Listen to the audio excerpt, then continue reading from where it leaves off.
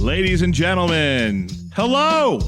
It's currently October 23rd, in the throes of fall season, pumpkin season. Got some pumpkins here for decor that I brought. Are these yours? Yes, I bought them at Baumgart's. Oh, I did not grow them at the did not farm. grow them. I went to the place where customers send their friends. Wait, is that Baumgart's? That's Melander's. Yeah, it's Melander's. Baumgart's, where there's a helpful smile in every aisle? Hy-Vee. What is Baumgart's? You say big money. No, that's Menards. I don't know Baumgart's theme song. Anyway, bought those for youth group, and I bought 2 small ones and a bunch of big ones, and we did pumpkin carving at youth group Sunday night. With these? For the big ones. But then I bought small ones. I was like, oh, maybe someone will want to do a small one. No one did, so I was like, perfect. Are these studio pie decor. pumpkins? I don't know. What's that mean? Aren't all pumpkins pie pumpkins? No. So what's that mean? Well, the smaller ones that look about like this, you actually would use for pie filling if you wanted to go through the effort. Why does the size matter? I don't think it's a size thing. It's a variety thing. Oh, interesting. Yeah. Huh, maybe they are pie pumpkins. They might be. Maybe I should make a pumpkin pie. I've never done that before. I like to eat them. Never made one. Just get the filling. Yeah, so much easier that way. Mm-hmm. You ever think like I could make a pumpkin pie and like slip some ribeye steak chunks in there? See what that would be like? Sweet and salty. Yeah. Yes. Yummy. Full of protein. So yes, we are here for a lovely morning of Dave and Ped's Excellent Adventure before we both go our separate ways and farm for the day and harvest corn for the day. And I'm just so excited to be here, David, with you. It's going to be a great day. It's a pleasure. It's going to be a great day. Honestly, how could it not be a great day? The stars, man. These clear skies. Been amazing lately. It's unbelievable. I know. I get out of the combine at night. I'm sure there's a feature on your phone somehow or a camera you could buy. I always try to get a good like sky picture, but you just can't see anything but black through the phone when you try to get a picture. Yeah. So you just have to sit out there and take it in yourself and hope that other people are also enjoying it. That's the thing, man. Reason 1D for moving to rural America is the stars. Yeah, beautiful skies. Yeah, I don't remember if I ever mentioned this in an earlier episode, but one of my best friends from high school, his cousin moved to Boston for a while. And I remember he came back once with his fiance, and she was from there. And she said her first thought was like, oh my gosh, I never knew what the sky looked like. I never have seen it. All I've ever seen is skyscrapers and light pollution. Yeah. And then she saw it for the first time, and she was like blown away. Need to get more city folk come out here and see these skies. We could probably start some sort of tourist business. Honestly, we could. Come see the stars. Easily. I actually got something on that from someone from city. My buddy came and visited from Pennsylvania. Yes. And he looked out and he saw the flashing red lights. He's like, what the heck is all of that? Aliens. And I'm like, oh, it's windmills. And I'm like, I thought that was Those neat. are fun to look at. The windmill flashing lights. Do you think that's fun to look at? Oh, dude, you ever like drive down? Like I can literally see them. I'm literally seeing them flashing right out your window over your right shoulder. I don't know. It's fun to look at them. It's kind of interesting. It's you don't fun like for it, about 3 seconds. I wish they made them go faster, so it was like a night strobe light. Anyway, so like I said, it is October 23rd. We recently had an Octoberfest food night. Yeah, that was bussin', as the kids would say. What was your favorite thing we ate? Is that what the ate? kids say? Yeah, I think they stopped saying it 2 years ago. I'm still doing it. Okay. So tubular, gnarly. I kind of try to keep those from the 90s going. They might come back around here soon. Yeah, they should. Yeah. Let's see here. My favorite thing, I think, was... I'm not sure. I was a big fan of those meat pies. Those were good. Dipped in the gravy that was for the schnitzel, but I did meat pie with the gravy. Oh, yummy. You switched it up. Yeah, and then I made sausages, aka bratwurst, and I laid them in a bed of my cooked onions and peppers. So then you could put onions and peppers over your brat if you wanted. I just ate them individually. Nothing better than a bed of onions and peppers. Honestly, I wish my bed was made of onions and peppers. I'd probably sleep better. Greasy. My skin would be nice and smooth and exfoliated. What was your favorite thing? Oh, apple cake. Oh, that was amazing. My wife's your wife apple made cake with a nice sauce drizzled over the top, warm sauce. Bro, that was good. That was yummy. Yeah, that was phenomenal. And we also had a cucumber, like type German cucumber salad, schnitzel. Yeah, pork schnitzel was really, really good. So good. What else did we have? One of our friends brought Mexican corn dip just because she wanted it. And it was delicious. Don't get me wrong. Low German Mexican corn dip from the western part of Mexico, apparently. Yeah. But it was fun. And it's one of those things where with the right community and the right people, you can have a lot of fun in rural America, Dave. That's right. So we do those about once a month. I think November we decided is going to be soup night. Oh, is that what we decided? Yeah, soup night. I will be there Cannot wait. for soup night. I kind of want to make French onion soup. It's my favorite soup on the planet. Are you going to make individual French onion soups I should make with a nice layer of bread Oh yeah, and cheese over the yeah. top? That's the and plan. actually bake it? that's the plan. Seems like a lot of would work. be I need to do really a good. trial run first on myself. Oh, man. Because I love to eat it. I've never made it. Oh, so I need to do a trial run first on myself before bringing it to people. What if I could like make little French onion shooters like in a muffin tin? And I don't think a muffin tin would hold up very well. Yeah, I don't think so. You know what I was thinking the other day, though? Speaking of the muffin tin, I don't utilize mine enough. You know how easy it is to throw like an egg and like some vegetables and cheese or something in one of those, bake it, and just have a bunch of little easy on-the-go breakfasts? I don't do this enough. I haven't spent a whole lot of time thinking about how I'm underutilizing my muffin tin. I think about it at least once a month. And then I don't do anything about it. I guess that's probably appropriate. I'm always reheating things in the oven. So I'm always opening my cabinet to grab my pans that reheat stuff on, and my muffin tin's right there. And I'm like, I should do more on that. And then I don't. I need to change that. Okay. I need to be better. I'm here for your ideas. Thank you. All right. That was a fun Octoberfest. All right, boys. I said that I wanted us to do made-up candle scents. What was this? And 2 episodes ago? Did I even talk about this here? Or was it in text? You had briefly mentioned it. Yeah, I was like, it'd be funny to bring like made-up candle scents. So I wrote a couple down. Some could be real. Some could be, ooh. But I thought it'd be fun to share some of these. My first one I'm going to call Fresh Cut Hey, because you have to have a little fun name to it. Nobody's going to read it like that. No, but if you put like 4 A's and 4 Y's, hey. Oh gosh.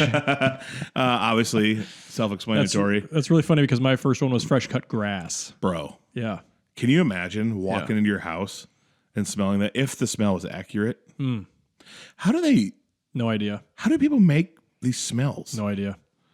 It's one of those things I need to get to the bottom of, because I've always wondered how you manufacture candles. I'm sure there's like different like dyes and waxes and things that if you put it together makes certain. Well, obviously that's how it works. Anyways, I was about ready to say something really obvious without being educational, so I'm going to stop talking. Okay. Yeah. What was the next one? My next candle, I'm going to call fall into turkey litter. A turkey litter. It's so funny that Kelly said the same thing last night. She goes, "You should do a turkey manure candle." Yes, let's go. She goes, "I smelled that tonight on the way home." Kelly and I think the same. This would be more of a, hey, everyone who's not out there experiencing this in the country, let's give them a taste of the fall countryside by a turkey litter candle. You want the party to stop, so you put the candle out, and then everyone will leave. And then everybody just leaves. Yeah. Oh, that's a good idea. That's a good business. Candles that'll make your guests leave. yes. That is pretty good. That could be right up there with. The problem then is getting rid of the smell once everybody leaves. Yeah. Man, that could be right I up guess there. you could with- always just buy a fart spray and make everyone leave. Oof. That could be right up there. This could be part of the business where we started. What was it? Ped's beef something. Ped's beef and candles. See, then you combo the candle. So it comes with a good smelling one that's supposed to get rid of the bad smelling one that you put in after everyone leaves. This is a great idea. All right, my second one isn't necessarily a smell, but it is a smell. Okay.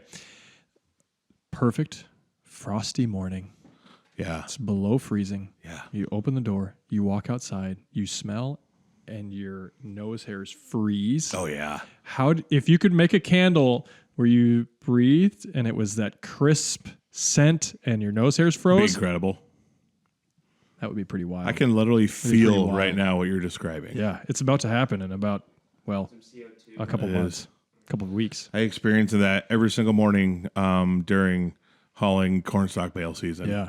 It's always like that till like 8, 9 o'clock until it thaws out a little bit. Mm-hmm. Man, that's a good smell. It's not really even a smell, It's though. an experience. It is. It's an experience. If you could recreate that, I don't know if you could. I feel like there is a smell when you open the door, though. It's just refreshing. Clean, Yeah. crisp. Yeah, that's what I was thinking. It's like fresh and clean. Yeah.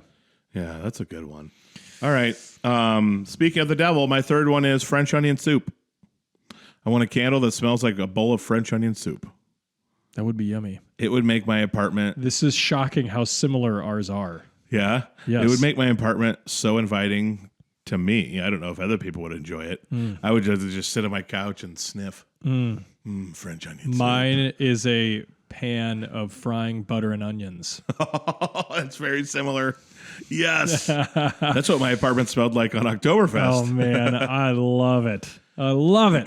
That is a Maybe a touch of elite garlic smell. in there, but you don't want to leave that too long. It's going to burn. Yeah. So probably just butter and onions. But you got to do it in butter. Yes. Because then that's what really brings the browning and the good saute to the butter or to Yeah. the onions. Yeah. Man, that's a solid one. What was your second one again? Fall into turkey litter. Oh, that's right. Okay. Yes. Shout out Kelly. My fourth and final one that I wrote down is a play on the words farm and fleet. It's called farm and flannel. But the smell is like when you first walk into a Baumgars or a Farm and Fleet. And that smell that sticks on your jeans and coats that you buy from there for like 3 months. Yeah. That smell. You try but in not to candle wash form. it for a long, long time. Yeah. So you can smell that. Sometimes I love to just grab those shirts and sniff them. I love that smell. Baumgars does have a smell. Yeah. It's like Baumgars and Subway are like the smells that stay with you. They stick on you. They stick Yeah. on you. What is it do you think that's in there? Is it the rubber from all the boots they sell? I don't know, but I think Subway intentionally pumps it back in. I think they have a direct vent out of their bread oven, and they just Comes they just back in pump through it the air straight system. back in through the system. I'm serious. Reuse the I'm bread. serious. They probably do. Yeah. Yeah. Man, there's fresh made bread. What an elite smell. My last one is ashwood on fire. Oh, baby. Just a beautiful yeah. fire. Yeah, It smells sure. glorious. And usually when I'm thinking about it, we're roasting a whole hog. So there's a little bit of roasting hog flavor on the Could have done ashwood. whole hog candle. Yes, a whole Bro. hog candle.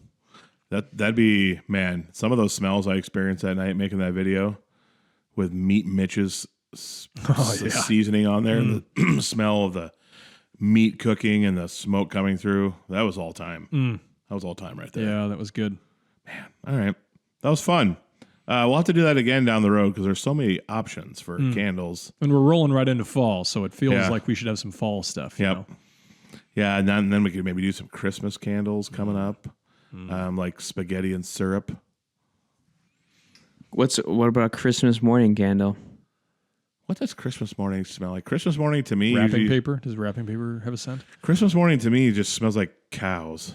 Does it smell like So you Because I usually go out do early. like morning ham, no. ham or whatever you have in the candy canes, breakfast? candy corns, syrup. Yeah. I know him. All right, Josiah, we've had our first inquiry to Hut Hut Media. Questions at huthutmedia.com. Is that right? Yes. We had our first one. So .com. yeah, someone had submitted a question. And What's their handle? Do they have a good handle? Elizabeth Peterson. Oh, at Elizabeth Peterson? I don't have the email here. I just have the question. the goat herself. The handle, I can look it up for you. In well, 4 don't give her seconds. the email because then people will email her.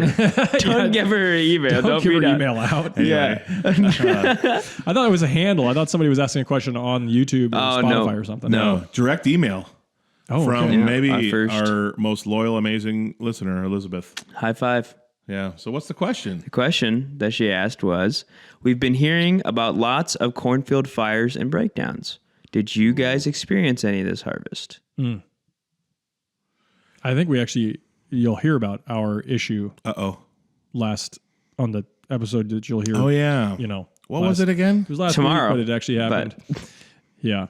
Well, was it we again? had some issues on the feeder chain That's right. that started smoldering. Oh, yeah. Yep. Yeah. I remember. We've had one breakdown, knock on wood. It was during beans, and it was just like a 2-hour fix. This piece of metal that goes along the left side of our snoot had like snapped in half, this piece of steel. And Your snoot? and the snoot is the outside pointy part of the head that like guides along fence lines or between rows if it's corn. You have multiple snoots, but all we had to do was go back to the farm and get our torch. And my dad and I heated the snapped steel piece and a few other pieces, bent it back together, and then we didn't take the time to weld the piece. We'll do that this winter. But we drilled holes through each side of this metal rod and bolted it back to the side of the snoot. Nice. And it got us by That's what you got to till the do. end of the season. Yeah, and it took hour and a half, 2 hours to fix. Got her done and finished beans like 3 days later. And it didn't break again, thankfully. Yep. A lot of prayer went into holding that together. But as far as corn, I'm trying to think. I don't think we've had anything with corn so far. It's been good. We've been humming along the last 3 days. Yeah. Yeah. So that's been a pleasant surprise. They'll probably hear a little bit more about that on the episode that comes out last week. Yeah. So last year, so I have heard about some fires this year. I saw actually a big one that happened, I think, near, it's like Quimby or somewhere. I don't remember where it was. It got to like 5 fire stations had to come in. I think this was yesterday. Oh, really? Actually, it got to like, I don't know, 75 acres wide or something like that. Holy smokes. They finally got it contained. It actually was wild. It went into like a waterway, and the waterway was so dry, it started like a brush fire in the waterway and stuff. The aerial footage, it was crazy what it looks like. It's wild to see what it looks like. And then when it's all done and like cleared out, you like see the path where the fire went. That's wild. But last year, one of my buddies had his combine completely burned up. A couple years ago, one of our neighbors had it too. His combine that burned up is actually still sitting at his farm on a flatbed trailer they loaded it on. It's wild. It's just, you can see what these combines look like when they're just pieces of metal before all the stuff goes onto them. But yeah, have I ever told about our field fire on this episode that I had like 4 years ago? I don't recall. So I was out combining. It was a Sunday, and it was very, very dry. And it was like 45 mile per hour wind. Working on a Sabbath. Yeah, God was telling me. Working on a Sabbath. I'm about ready to show you what working on a Sabbath is like. And so I only had like this 6 really short rows to finish, and then I had to move over like across a waterway. So I get the rows done, and I turn around, and I'm driving. I'll never forget, I'm driving north, and I was like, what is that? It smells like bonfire. I look behind me in the tractor mirror, and there's a fire in our field. And it's pretty small. So I get out, and by the time I climb out, it's like 4 times bigger than it was when I saw it. And so I put the combine in high gear, and I drive down to our waterway, quite a ways away. And then I sprint back to our tractor. The fire's like 100 feet from the tractor, moving towards it. And I get in the tractor, throw it in high gear. The whole time I'm on the phone with 911, telling them like, exactly like to a T. It's amazing how like within like 10 seconds, God had somehow given me very clear directions on how to get him to the field. And then I had texted some of my buddies and said, our field's on fire. And then like one of them replied, he was actually on the scale of the elevator. And he goes, they're already like taken out. Amazing response time. And they show up. And it's 2 of my friends I went to high school with, which is kind of cool. 2 of my buddies in the first fire truck that shows up, and they just barrel right in there and they start driving around it and putting water to contain it and stuff. But it was like, by the time they got there, it was like 20 feet from standing corn. Could have had ourselves a real disaster.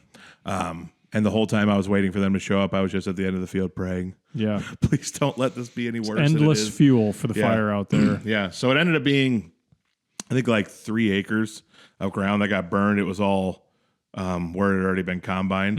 It's very black. And then nothing bad happened. And my dad and I were like, oh, some decent sulfur for the ground, maybe. Yeah.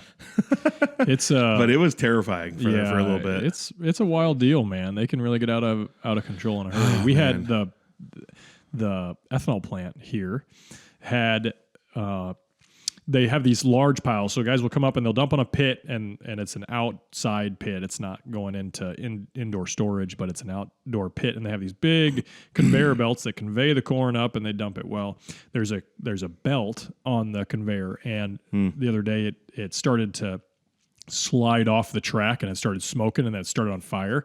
Well, it burned across the whole belt, broke the belt. The whole belt fell down into the pit. Oh, no. And just started a raging fire.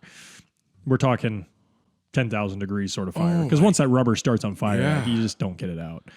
And so one of our mechanic who comes and works on a lot of our machinery also is the fire chief of Arthur. And so he said they got there, but it was hot. Oh my Very gosh. hot. Yeah. So that's wild. That sort of stuff, not even necessarily field related, but there's fires happening all the time. There is. It's a bad. Yeah, that's why you use fires. That's why you use old tires as like great fire starters when you're burning your big tree pile or brush pile at the farm. Tires? How dare you? I know. I gotta say, How dare you. Microplastics, baby. You're not supposed to. Or rubber or whatever it is. We do it. It's not good for the You can tell environment. when you use a technically. tire to get that fire going because that smoke is black. Whoa! Oh, man. What is happening? My phone has a mind of its own. That scared the crap out of me. What in the world? What a wild. How did that happen? Anyway, fires, man. They'll get you. All right. Well, thank you to Elizabeth. Please, more people, send us questions. If you guys think something's interesting or brings up a question you might have, send it to questions@hudupmedia.com.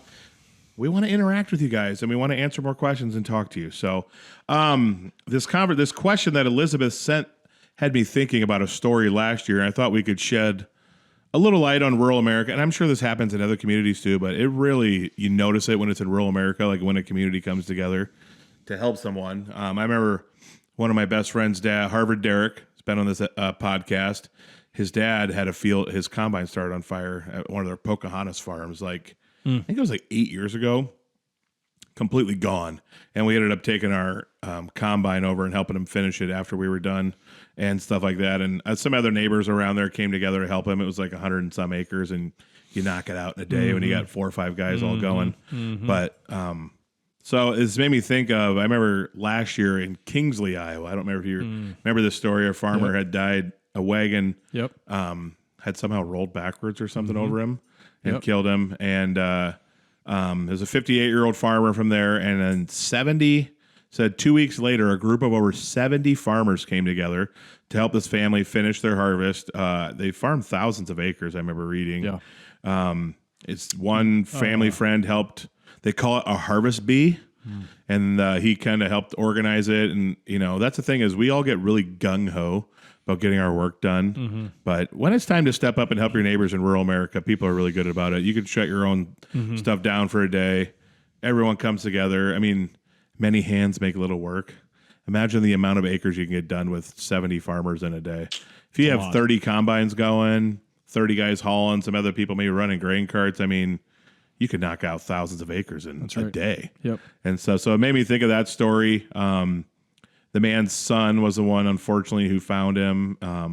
But I think when you're going through times of grief like that, especially during the farming season, added stress just makes it so much worse. And I think that's where farmers and other people in small communities are really good about coming together to say, hey, we'll come around you, we'll love on you, help you through this, take away a lot of the stress of having to worry about finishing the farm or getting food together. Like when people have unexpected things happen, people bring food to them. You don't have to think about cooking. But that question from Elizabeth made me think of this story, and it's a really great story.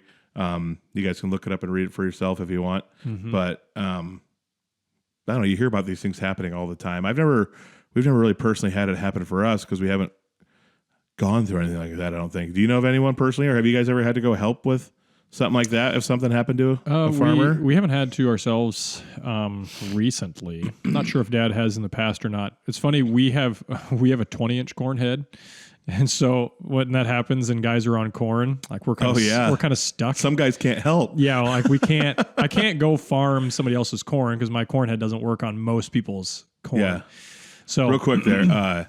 So if for those wondering why I don't get it, you can plant your corn rows at 20 inches. A lot of guys do 30 inches. Most people are 30 So inch obviously if you have if you're set up for 20 inches, you can't harvest someone else's corn that's set up like that. You'll just run all their corn down. Yeah, exactly. Yeah. So that is it's actually one of the drawbacks of just helping each other out and having a different setup than a lot of people.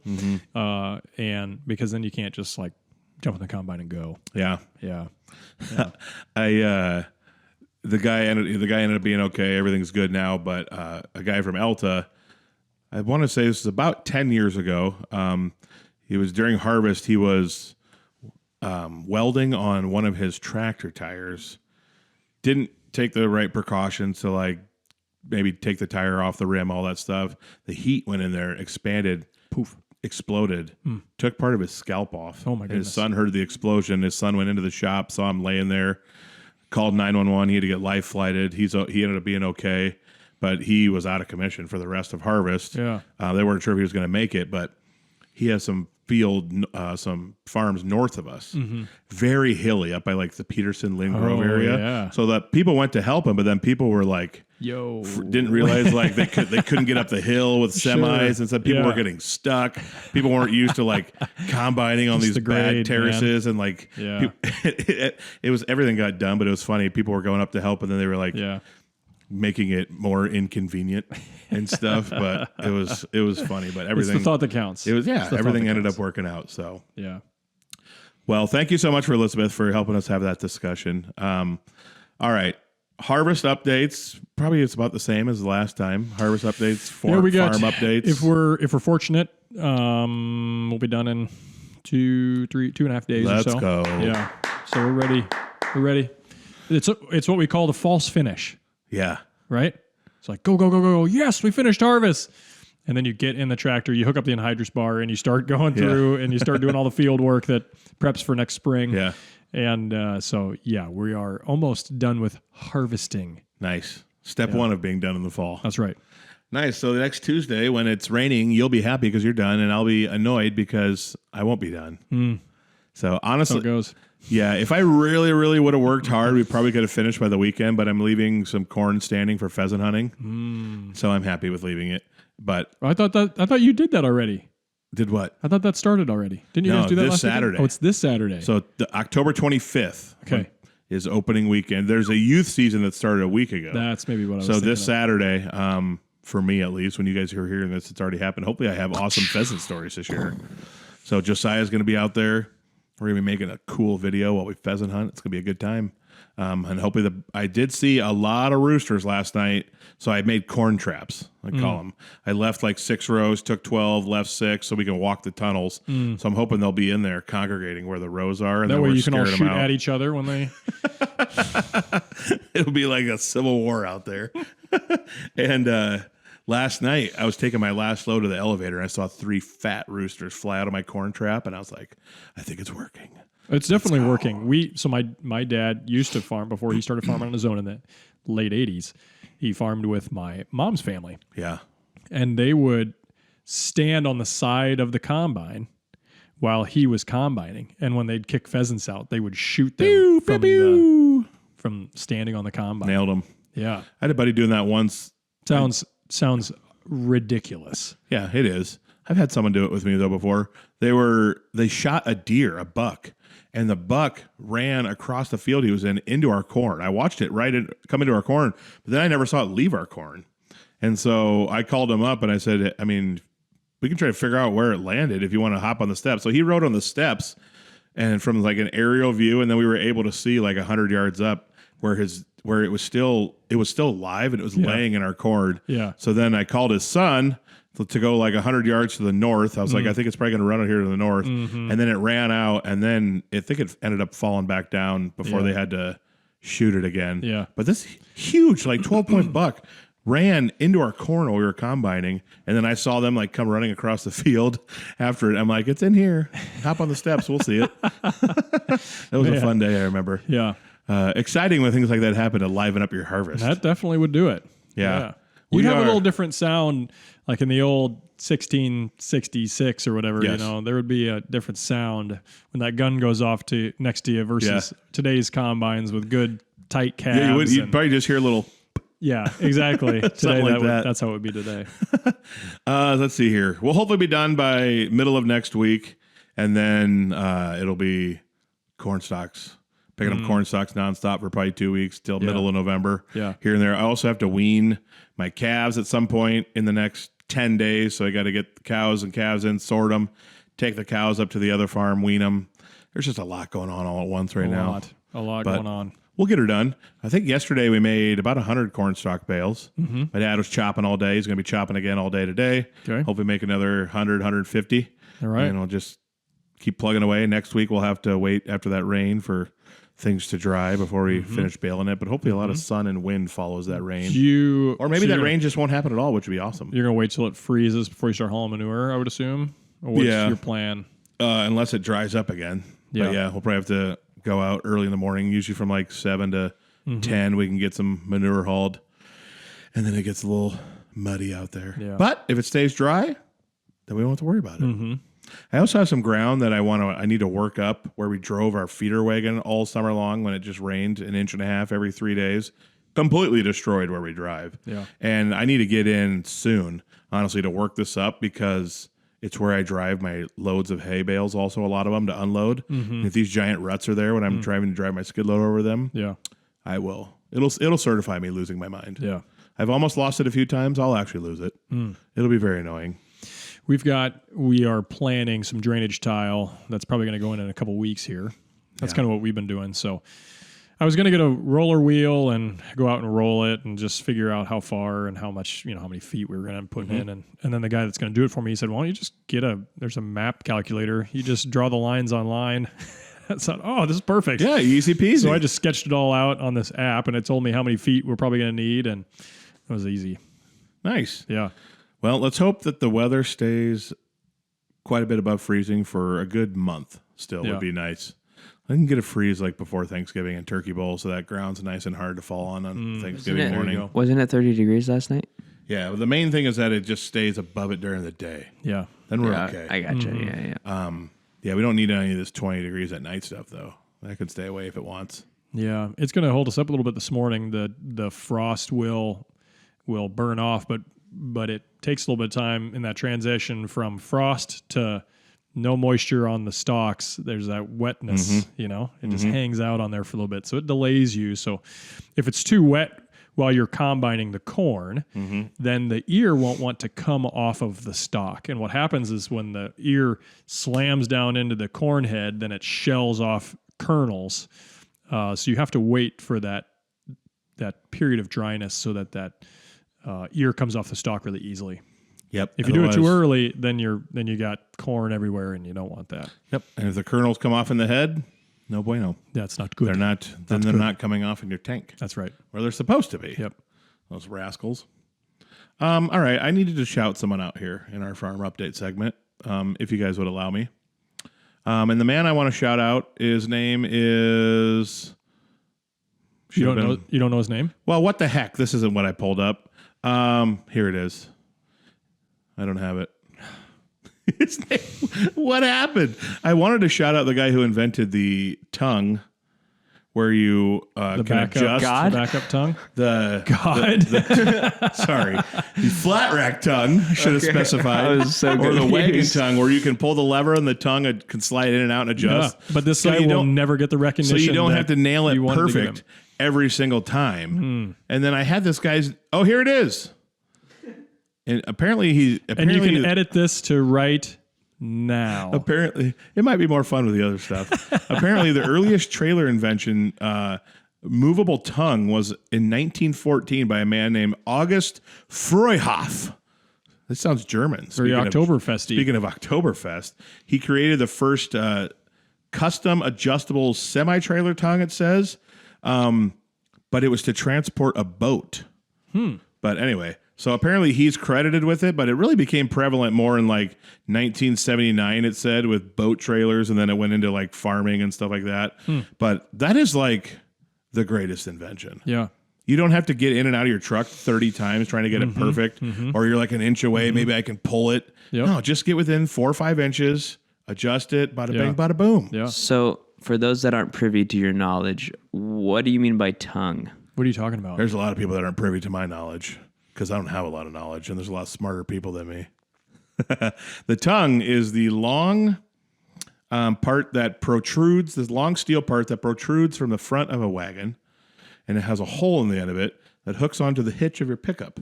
So then you can pull things. Or tractor. Yep. Or tractor. That would be called the tongue. Just the other day, I unhooked our wagon tongue, and apparently there was some pressure to one of the sides, and I pulled the pin out, and it moved left and dropped directly on my right foot. My entire right foot is black and blue right now. It's a good feeling. It felt great. I totally didn't overreact and say anything terrible. I totally handled it with grace. There you go. You know me, just a gracious person. And so that's the tongue. Why they call it the tongue? I don't know. Probably because it sticks out like we can stick out our tongue. Could be. So there it is. August Freuhoff.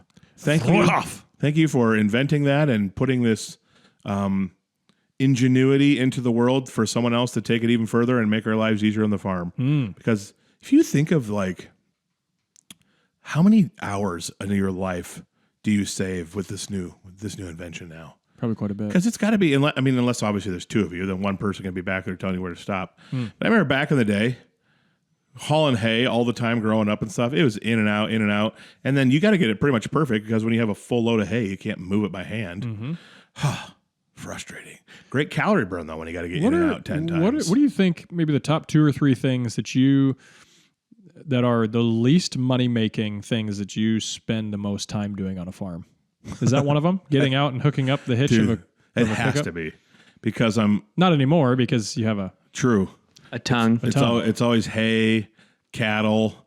For me, it's charging. Trailer. For me, it's charging tractors. Like the batteries are dead on things.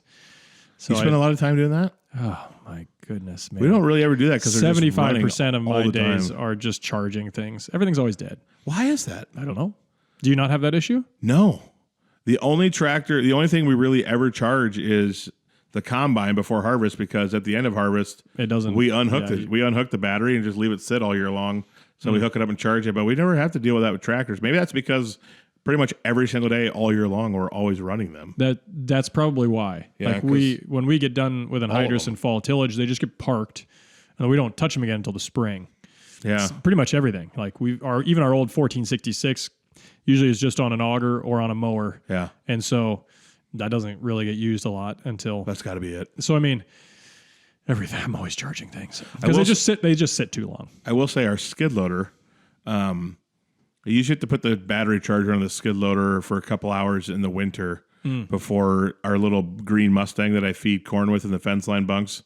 Before we use that in the winter because it gets really cold and dies. I can't we don't wait have a for video of you all bundled up on that thing feeding cattle in the winter. It's gonna look like I'm on a thimble with wheels. I'm so excited. People say they get entertained watching my giant self on this little skid loader. So great, man. That's so good. Oh, right on. All right. Well, for our main topic tonight, I thought that... We're already 40 minutes in. Whoops. I could share 5 more ANF 40 things before we move on. I don't think this is I mean, it's a good topic. I don't know if it's the main topic. Let's get through it. I think the main topic was everything we were talking about earlier. I agree. So I want to share 5 more ANF 40 things before we get to our auction items here. Is there somebody sponsoring our ANF items? No. Farm Bureau's doing the videos. Oh, really? They should have hired me to do the videos, not the guy they have doing it. And the guy they hired to do it isn't even a farmer. All right. I meant who's sponsoring our release of the 5 Sheldon items. Power is. Eventually we'll get around to it. Sheldon Power. Sponsored by Sheldon Power. Your place for all the power you need in your life. They'll power your life. They'll power your equipment. They'll service your equipment. Sheldon Power. Mitchell Van Gorp. There it is. Mitchell Van Gorp. Frequent listener of this podcast. One-time guest of this podcast. Oftentimes Reese's Peanut Butter Cup eater. Mitchell Van Gorp. So, yeah. Sheldon Power. Hit them up. They got what you need. That's right.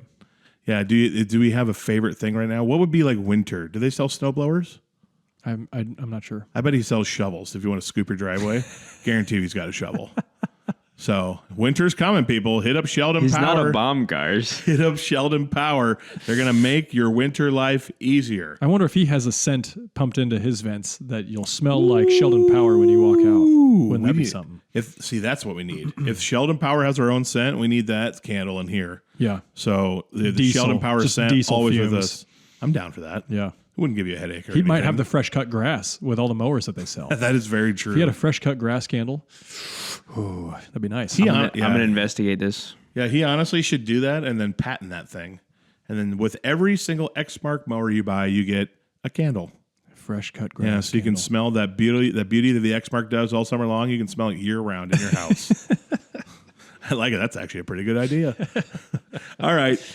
Number 11 on the ANF 40 list is bedding and pillows are often made from sheep wool, cotton that you'd find in your cotton farms, and even a soy byproduct can be found in a lot of today's bedding. And also duvets. You guys big fans of duvets? Duvet filling, guess where they come from? Corn alternatives, and a lot of duvet fillings, turkeys. Really? Can you believe that? Feathers? Yeah. Wow. Turkeys. That one completely threw me for a loop. I figured they scalded them and scorched them, and there were no feathers left. Nope. Turkey feathers. Turkey feathers feel like they have a really stiff stem. So I wonder if you pull all the stuff off, or we just throw it all in like a feather grinder. How do you think they get them off? How do you think they get them off the turkey? Probably shoot the turkey, pick it one by one. All right, someone hold this turkey down. We got to pluck these feathers. De-icers, aka the stuff you would put on your sidewalks, driveways, are made from corn. Really? This was shocking to me. There's so many things I didn't know. How could corn make a de-icer? Now these videos are shorts, so they don't go into like all the detail of it. They're just listing stuff that's made from farm products. So de-icers, also the de-icers for airplanes from corn. Really? So if your plane gets de-iced so you can safely get from point A to point B, think of farmer. Wow. How about that? That's great. How about particle board, plywood, and engineered wood that many houses and buildings use for their walls now? These all come from soy byproducts. I did not know that. The glue. Yeah. They can. What's that engineered wood? I mean, is that like the wood that looks like wood, but it's fake? I don't know what engineered wood is. The board, like the cardboard type stuff. Is that engineered wood? It kind of depends on what you're talking about. I don't know. He just listed engineered wood. Engineered wood would probably be like a high strength wood that has laminations in it. Oh, so they pack it together so it's flat, it's stronger. Nice. And then they make walls out of it so you can live comfortably in your warm home. There's a lot of different types of engineered wood. It kind of just depends what you're talking about. Google it, people. Yeah. Does it mean just all of them? Maybe? Yeah. Like most Yeah. of them? We're going to say all of them. We're going to say all of them. Showing our lack of knowledge of construction here. Did you know that Iowa has over 100 vineyards? Grape farmers, as we like to call them. I didn't know that. And these produce wine. These produce wine for your elegant evenings at home or a date night out for a fun wedding. And they use hardy grapes such as Frontenac, Marquette, and La Crescent. A lot of grapes that can be grown and withstand the weather here in Iowa. Sure. So if you're ever having a good time at an Iowa wedding or a beautiful, cozy night on the couch with your wife, having a nice Iowa wine, think of that farmer. Chances are those are a sweeter grape. Yeah. Yeah. Be my guess. I actually have a neighbor who I buy, if I'm ever in, I don't drink wine a lot. I like wine, don't drink it much. But one of my neighbors, like a mile away, raises his own grapes, does all of his own berries and stuff, and makes wine. And it's like legit good. Really? And he's probably got 100, 200 bottles. And whenever, like a lot of times for Christmas, my mom's birthday, stuff like that, wow. I'll just go over, buy like 3-4 bottles of wine from him to give to her to have on hand because she likes having a glass of wine. Yeah. His wine's really good. And he's got like 6 different kinds. He's got sweet ones, dries, whites, reds, all of them. Yeah. Yeah, it's really good stuff. And then number 15, soy-based sealants for roadways. Oh, yeah, I did know that. So you got some aging asphalt. They go out and spray stuff on it. They help it soak in, add flexibility back in to make that road go a little longer before they really have to repave and tear it all up and save some taxpayer dollars. Comes from soy stuff. So when you're getting point A to point B on that roadway, think of a farmer. Yeah. Obviously, we don't farm the concrete that makes the road or the asphalt. Not usually. So I didn't know that. I mean, I'm being educated on so many different things that come from farm products, mainly corn and soy, but also you get some sheep wool and turkeys apparently too. I don't know if is there turkey? I guess there is turkey farms. I'm an idiot. I unloaded turkeys literally this week at a turkey farm. Is there turkey farms? There's lots of them. For some reason, I was thinking like free range turkeys out in a pasture. Your pasture raised turkeys. But I was like, wait a minute, there's turkey buildings wild all over turkeys. this. They're And called one of wild your turkeys. candles was turkey manure. Yeah, I'm so stupid. Wow. Don't short yourself. Sometimes, like, I wonder, why did I say that? All right. Let's dive into the auction and see what we can find. It's the auction time, baby. You got an auction call for me, Dave? Oh, not like a real auctioneer's call. Yeah. I was just going to say, come on down to the auction. And get yourself a pumpkin. All right. Auction time. I'm going to go first because I'm excited to talk about this. My unique item. Are you familiar with the man Lou Gehrig? Oh, yeah. Icon, Hall of Famer, all-time baseball great. They now call it Lou Gehrig's disease because he famously got ALS while he was playing, had to retire. He did the whole speech on the field, and now they call ALS Lou Gehrig's disease. So one of his jerseys recently went up for auction, and it officially sold yesterday. I had been monitoring this. Now they were thinking it was going to go for like $4.5 million. It only went for $2.7 million. Steal. But I just $2.7 million for an old baseball jersey. And I mean, if you got the money and you're a sports collector, so be it. But I just thought that was wild that someone paid $2.7 million for a baseball jersey. Now it's authenticated, game worn, all that. It's official. Apparently, so Christie's is the company. They do a lot of sports auctions. Apparently, they're trying to track down the jersey that he wore for his final game when he retired and did the whole speech. Sure. But they said no one knows where that jersey is. Whoa. I imagine he's got to have some family that's still alive that would have something like that. You would think, but that was a long time ago now. Let me ask you a question. This literally just popped into my head 4 seconds ago. If you were a descendant of like a very famous athlete and you like got handed down a bunch of their stuff, do you think you'd like to hold on to it, or would you be like, man, I could make millions off this? Do you think you'd sell it? The sentimental nature of kind of being a farmer would make me think I'd hold on to it. Yeah. If it was going to go somewhere where it would be revered by a lot of people rather than a private collector, like a museum or I'd something? be more interested in selling it to a collection. Or like the Hall of Fame when they want that stuff. Yeah. That's a good But point. I think a lot of the times you can put it on display and still own it at the museum or a Hall of Fame or something. I'd probably end up doing something like that. Yeah. I like to think I don't think I would sell it if I could put it on display somewhere. Yeah, I'd like to think I'd be the same. Family, like things like that, mean a lot to me, and the sentimental stuff. Yeah. So, all right, what's your first auction item? My first auction item is a collection of items on the bigiron.com. Hey-o. Big Iron's having a no reserve collector car auction coming on the 27th of October. Oh, man. And they have some goodies. There's going to be so many things This is where I go to try and look for some deals, right? Okay. Because there's so many for sale that there are inevitably a few that slip through the cracks. And you kind of have to be willing to look at something that maybe not everybody is going to want, right? Sometimes you'll see these European cars just crash, especially early 2000s European cars will go for almost nothing. But they've got some great stuff on here. So I'm looking at it right now with you. yeah, they've got a whole bunch. So like this one, a 1987 Ford Crown Vic. Oh, it looks Crown like a Vics. Blues. It looks like a Blues Brothers car. Crown Vics are sick. It's got 21,000 miles on it. It's in prime condition. The all black wheels. It's got the little spotlight on it. I mean, it's a sweet rig, and right now is for sale for $3,500. There's 4 days left. This might actually go for a little bit because it is in such good shape. But Dude. it's just stuff like that you got to be willing to take a look at. And These are all in Carthage, Illinois. Do you think Yes. is this one person that has all these? no, usually it's a consignment where people will bring them in, I think, and then they'll sell them. Do they have any like old Trans Ams? Yes, I believe they do.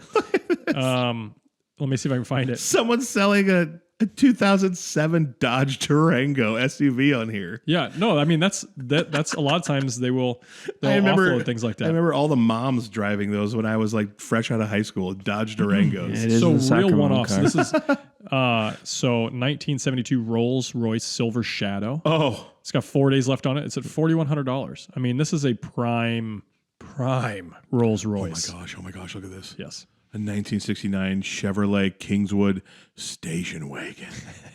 This car's amazing. Yeah, so I mean, they'll have Corvettes on here. They've got, let me see if I can find, there's a 68 or 69 Mustang on here that'll go for buku bucks. Oh yeah, that's got to be crazy. I mean, they're going to have some huge high dollar items on here. yeah, I like the old Trans Ams. They've got a 69 Man, L68 Corvette, which is a beautiful color. gonna say, that's gotta be that'll go sweet. big money. Like there's going to be some big money cars on here, but you can also find some that'll slip through the cracks. yeah, So that's my auction. that is awesome. Yeah. Man, these, oh my gosh. Okay, before I read mine, I have to show you this. A 1948 Dodge Custom Street Rod. Yeah. Look at that. It's two-tone purple and white. Yeah. Yes! I have a tendency to look at the pickups on these things a little bit more. So like there's a 1985 Dodge Ram 100 Custom. It's a Prospector. This is a sweet pickup. This is a really sweet pickup. And it's pretty clean. It's not something that a lot of people are going to bid on, but it would be one that would be like, ooh, that would be sweet to have. Yeah. around. Yeah. It is my dream to like be successful enough someday where I can justify like buying a classic pickup or an old classic car to drive around. I love them so much, but it has to be like, all right, I can still buy this on top of like the skid loader or the tractor or something else that I actually need for my job first. Like, do I have the money to justify also getting this? It is a dream of mine to have like old land yacht cars. I love them so much. Yeah. I think so cool. And that's why I like auctions like these, because, to go buy a brand new pickup today is so much money. And It's ridiculous. these cars oftentimes run better than those. And so I'm attracted to the cheap options. Nice. I have somebody leaving in a car right behind you right now. I love the lights on there. Johnny boy? He's taking off. Your dad rocks. By the way, your dad shoulder shrugged me. Like, Oh, he like just smashed right into He me got on into purpose at church. Yeah? I was talking to Adam, and all of a sudden I just like get bumped from behind, and I turn around. He's just like mean mugging me Watch as he it. walks away. Watch it. All right, I now remember what my want was. Okay, let's hear it. It is a 4-year-old red roan gelding horse called Checkaroony Dude. That's his name, Checkaroony Dude. For the longest time, I have always wanted to have a couple horses. Okay. I think it'd be fun to hop on horseback and go out through the pasture checking cattle. It'd be fun to have them to like work cattle with, because if you can get good at it, man, it's efficient. Now I'm probably too old where I'm going to like start over on horses. I'll just use 4-wheelers.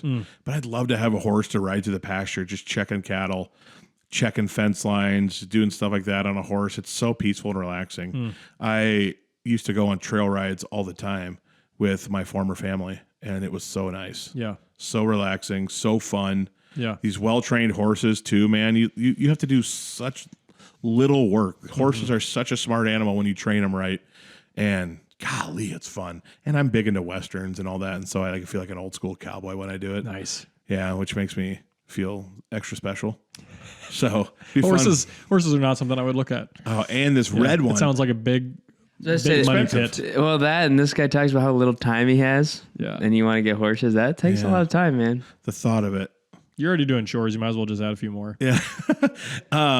And he's red, and he reminds me so much of Jim Craig's horse from Man from Snowy River. I love that horse. Okay. One of the saddest scenes of all time when that Is that a Western? horse died. Yeah. I'm sorry if I'm going to sound ignorant. Oh, it's here. okay. Man from Snowy River, one of my favorite I movies wouldn't of know all either. time. Okay. It's an old Western I watched 100 times growing up. Okay. Every now and then I get the urge to watch it again now. I need to. I want to do, I'm not big into a lot of the new stuff. I want to rewatch some of the classics from my childhood. Yeah. Like I've really been wanting to watch the movie Signs lately. Again. I don't know why. I want to watch all my Snowy River movies again. And That's stuff. Joaquin Phoenix is in that, isn't he? And he's Yeah. pretty young. He's pretty Yeah. young in that. We just He's need to have a Chuck Rocker Texas Ranger marathon. Walker. Oh man, what a show. My favorite episode ever is when he roundhouse kicks that bear in a cave. Yeah, He fights dude. a bear and kills the bear with a Show's roundhouse. crazy. It's so bad, but yet so good. Oh Lord. What's your next one? Your final one. Roundhouse kick that grizzly bear right to oblivion. I actually don't have an item here. This is Okay. a story. Ooh. And since we always talk about fine art and fine things that go for high dollar It's auction not the items- banana, is it? What? I don't know what you're talking about. Okay. There was a banana taped to a wall that sold for like millions of dollars. Actually, I thought that was just a commercial. No, that was a real thing. I thought that happened was few just a years meta ago, commercial. That like the person like said, "Oh, well, it's this and it means this," and all the art weirdos are all like, "Oh, that's so deep, dude. You got scammed." So that actually happened? That actually happened. I thought that was just a commercial. No, it actually happened. Did the Kardashian lady buy it? Probably. Because that's who They owned it got in billions. the commercial. They got billions. Stupid people. Wild. Okay, moving on. My story is about fine art. Okay. And this is the story of the Louvre heist. Have you heard about this? Yes. Wild. This This is so wild. I had heard about this in passing, but this morning I was doing a little bit more digging into it. Yeah. It's like the Italian job. Literally. These people, it's crazy. Yeah. A little over $100 million worth of fine royal jewelry was stolen from the Louvre. Yep. Just in broad daylight. Mm-hmm. They just took it. The way they did it was crazy, though. Did you read about that? Well, a little bit. I didn't understand how they got in, but then they took off on. They had these bikes, motorbikes, They used sitting it. around. Motorcycles. One of them was a crane operator. So they used a crane to go in and I don't know, 100 feet up, they said, or something like that. And they were able to cut open with like some lasers the wall to get in, take all this stuff, and then get back down and get away on motorcycles. Was it motorcycles? Yeah. Yeah. And now these people are at large. No one knows who they are. Nobody knows who they are. Yeah. Like there's a good chance that these will never be found again. Nope. Yeah. Because now these people... That's wild. They'll separate them off and they'll sell them. Would they the steal? black market. What they all steal? There was a crown. Crown jewels. And then a couple of necklaces and then earrings. And we're talking thousands of diamonds and all these, and emeralds millions and all sorts upon of stuff. millions They're of talking dollars. about it was a little value just on the actual value of it is probably over $100 million worth of jewels. But then it's France's royal jewels. So then that's exponentially more. So I guess they would have to find some underground person to sell it to. Yeah, it'll be black market. Yeah. For sure. Yeah. It's wild. Dude, this stuff is still happening nowadays. So what I said about a jersey, if I owned a jersey and then I would give it to a museum, I don't know if I'd give it to a museum now, It's man. gonna get stolen. If it gets stolen. It's so crazy that in today's era, of security and technology and phones, how someone can still pull it off. But I know. I guess all you need is a crane. They were smarter than most criminals who have their phone in their pockets while they do this. Yes. Oh, man. My favorite all-time heist scene in a movie is from, I think it's Ocean's 13, when the thief, so he wants to steal this rare egg, and there's all these lasers and stuff going over, and he does the dance. Yeah. He memorizes the dance, how to dance through the lasers. It's honestly I just laugh when I watch it because it's so ridiculous. But it's one of my favorite scenes. I love it so much. Yeah. Get Egg. Get smart. That's right. The laser scene from Get Smart. Oh, Lordy. All right, ladies and gentlemen, thank you so much for joining us for this week's episode. It was fun. Yeah. It's fun to take a little break from all the harvest and chaos going on to have these fun conversations. And I hope that you people will be entertained. What do you hope comes from this episode, Dave? Joy and leisure and a good old time. Joy, unspeakable joy. Christmas is coming. It's a Christmas song. Okay. All right. Questions at Hut Media. If you have questions, comments, concern. If I said anything wrong, Lord knows there's probably 5 every episode. Send them to that. Correct me, and we will read it on the air. Tell your friends about this. Tell your family. Share it. We just want to bring joy and education, love for Jesus, shine a light on rural America, all of it here in one spot.